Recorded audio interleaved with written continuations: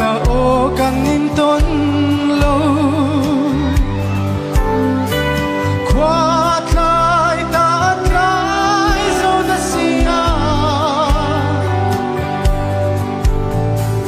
lai rilan zong kamang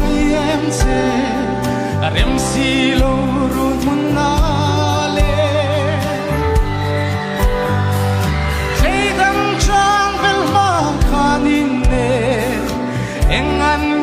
kanin ton lo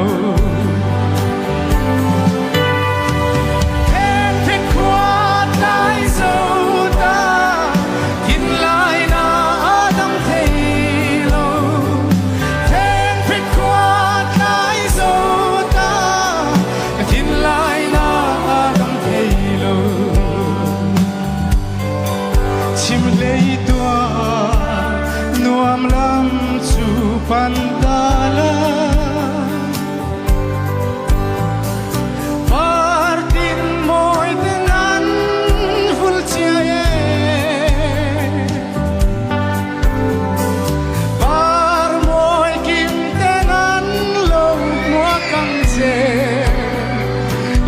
lại na thôi đắm về na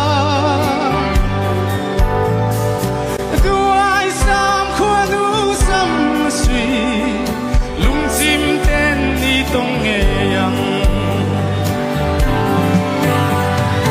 em biết qua lại sâu ta in lại na đắm thấy lâu em biết qua lại sâu tin lại na đắm thấy lo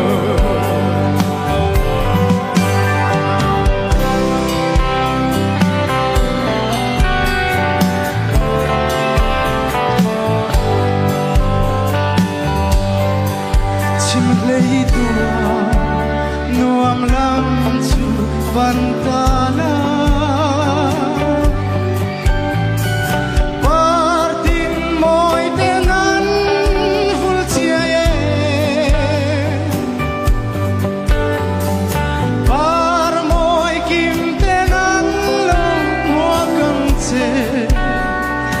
tin lại na thôi đắm về na tu ai sam khoa nu sam suy lung chim tên đi tông nghe đặt tay đâu em thích qua lại sâu ta tin lại na đắm thấy lo em thích qua lại sâu tin lại na đắm thấy lo em thích qua lại sâu ta tin lại na đắm thấy lo em thích qua lại sâu ta tin lại na đắm thấy lo tin lại